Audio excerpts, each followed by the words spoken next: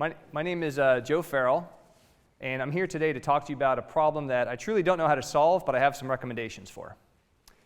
Little tiny plastic beads, also known as nurdles, that are becoming part of the largest ecological disaster that you've probably never heard of. So what is a nurdle?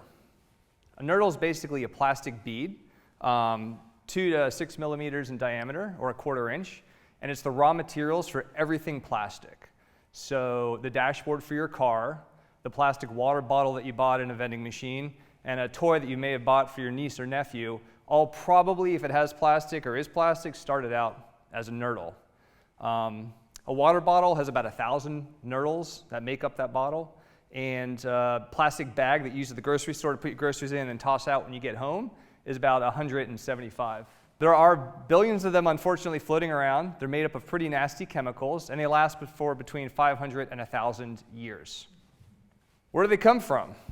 So nurdles are the byproduct of oil and gas.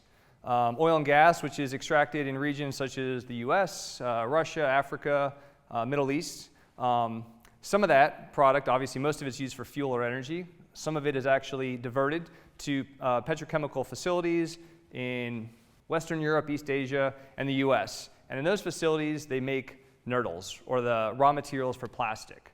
From there, the plastic nurdles are distributed anywhere plastic's made, which is effectively anywhere.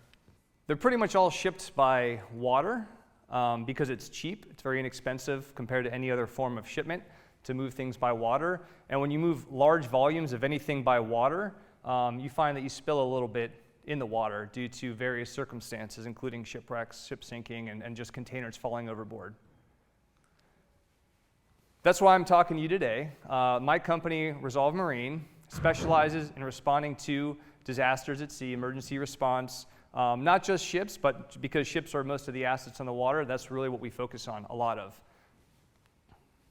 Some of the cargoes we see are grain, things that we eat, and a lot of times the newer container ships have a mix of different types of cargoes. Nurdles are one of them. We see things like this. Bulker in Indonesia carrying something called bauxite had 110,000 tons of it. We were able to save the ship. It's actually sinking here in this picture. We avoided ecological disaster there. This is called a bulker, one ship full of one type of cargo. This is a ship off of Asia that we were hired to go and help out. Another ship ran into it and basically put it on fire. It's a tanker full of fuel. We were able to put the fire out, and we actually were able to take the fuel and pump it away and save the fuel from also entering the environment. Many of you probably remember this recent incident that occurred in Baltimore when a ship hit a bridge. This is a container ship carrying about 6,000 containers on it. The bridge came down on the ship. We were brought in to remove the ship from the channel, and we ended up using explosives, detonating the bridge, and then pulling the ship out. This ship, unlike the previous two, has got a bunch of different types of cargo on it. Every one of those boxes is different. In the front, there was sulfonic acid, deer skins, electric vehicles, and Victoria's Secret perfume, to name a few objects, actually. So you can imagine what that mixture was like in the bottom there in that front cargo hold. So these are the kind of things that we respond to a lot. And there were actually nurdles on this ship. Luckily, none entered the water, but it was in the manifest, so we were very cognizant that it was something we needed to be aware of. So why are nurdles so bad for the environment? For smaller animals, they eat these nurdles because they kind of look like food. They're small enough to ingest. If the animals can't pass them through their digestive system, they take up the room in their stomach and actually don't allow them to eat other food. So as you can imagine, their stomach fills up, they can't digest these nurdles, and then they die. They actually starve to death. Sometimes they die, and then the nurdles go back into the environment. Other times they die, and something else might eat them, like another bird or or an aquatic sea life. At that point, if that animal is big enough to actually pass the nurdles, many times while the nurdles are inside them, the actual hydrocarbon, the molecules come off, get into their bloodstream, and then enter the ecosystem that way. So they're actually getting poisoned in that manner. And then, of course, that part of the food chain, most animals are not apex predators, so the nurdles and the plastics kind of stay in their system. We end up eating a lot of that, unfortunately, and I think we all have heard microplastics or even nanoplastics now, which are smaller particles that are microscopic. So they're really bad. Plastics in general kill about 1 million mammals a year. Not all nurdles, but nurdles are a big part of that. And the tricky part of nurdles, of course, which I'm going to talk about, is the fact that they're very difficult to remove from the environment once they enter it. They're quite small. They look just like pebbles, sands, and other natural objects because they're kind of round. So that's one difficulty. On a beach, you probably wouldn't even notice them. Another issue is that when they do hit the water, they disperse, meaning they don't actually all show up in one place. So I'll show you a case shortly, but you can't track them very easily. And there's just billions in circulation now for those reasons. This was the first encounter that I personally had and our company had with Nurdles. This was off of New Zealand.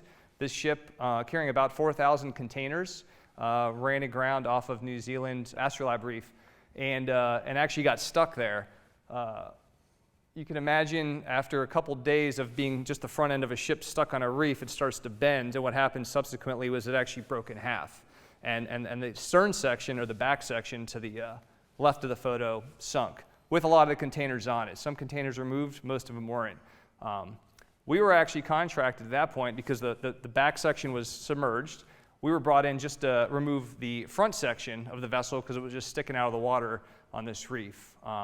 We had a novel idea. It was kind of interesting because you couldn't approach the reef with any large marine assets or cranes. The swells got up to 11 meters at times, and it was just constant. It was just exposed. So our method was to actually cut the ship in small pieces. You can't see me, I'm up there somewhere with a clipboard, and basically remove those pieces with that helicopter you see at the bottom, which we were able to successfully do. A few months into the project, we were asked by the customer, client, to also go back to the aft section or the back section and start picking up all that debris that went into the water. So we did. We brought in one of our crane barges and started grabbing the debris and removing that stuff out of the water, parts of the ship and parts of the cargo.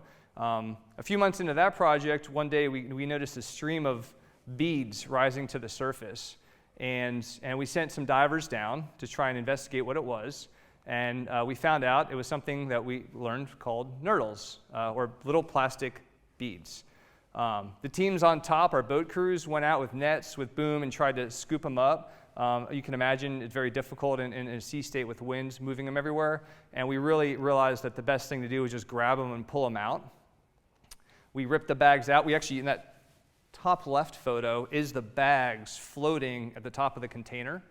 So they do float, unfortunately.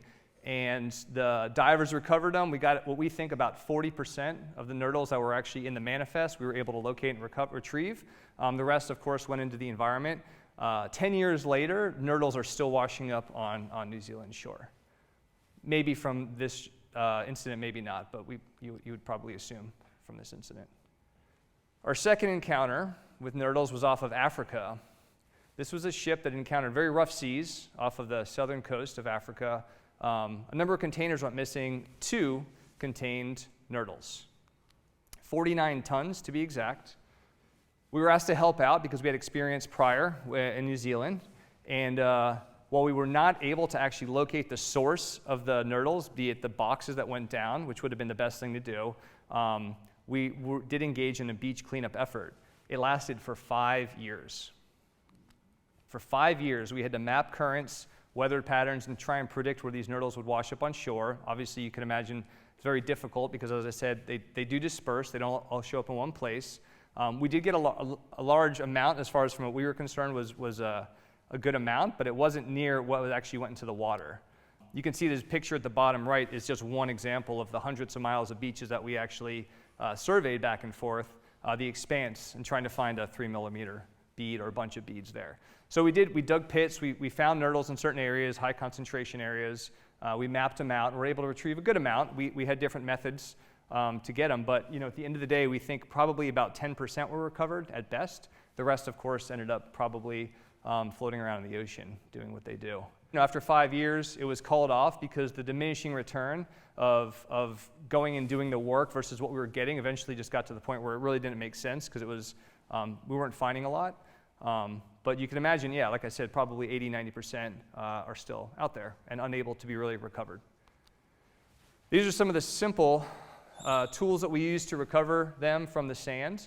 It's a sieve. The left is a manual one, and the right is a mechanical one. We had a bunch of these out there, and they kind of shake the sand and try and separate different objects from the sand. And then, of course, you have to separate the organic and natural items from nurdles. So a big, tedious project.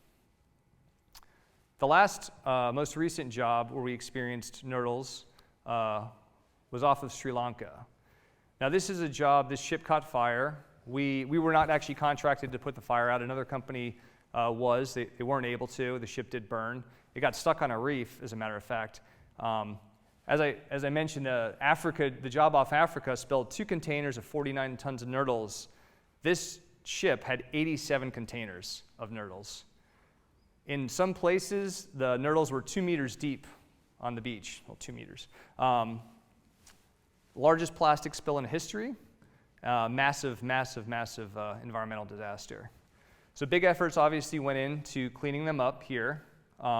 Similar to the job that we did in Africa, except this was a national effort. We played a small part compared to the big effort because it was you can imagine, big in magnitude. A lot were recovered because you could just physically see them. It was easy to find and see the nurdles in a lot of places. But we think probably 80 or 90% were not recovered. These are bags in a warehouse of actual nurdles that were recovered. Mixed in with other debris. Now, one container, one box, probably has about 20 to 25 of these bags. So there were 87 containers on that ship. You can imagine what else is still out there.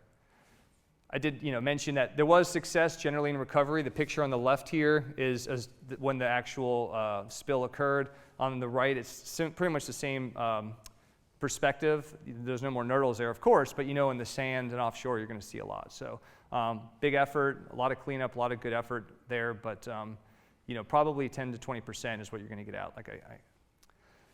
So after all of this, multiple initiatives of trying to figure out how to get these things out of the environment using water separation, blowers, sieves, the real only sure way to deal with these things is source control, meaning don't let them spill or get them out of the water immediately, which is what we did in the first job in New Zealand, where we were able to get 40% of the nurdles out. We did try other methods. We had some prototypes that we were going to deploy in Africa before the job got shut down, and like I said, the diminishing return wasn't worth any more effort. But yeah, there's really, once you get them in the environment, you're not going to get them out.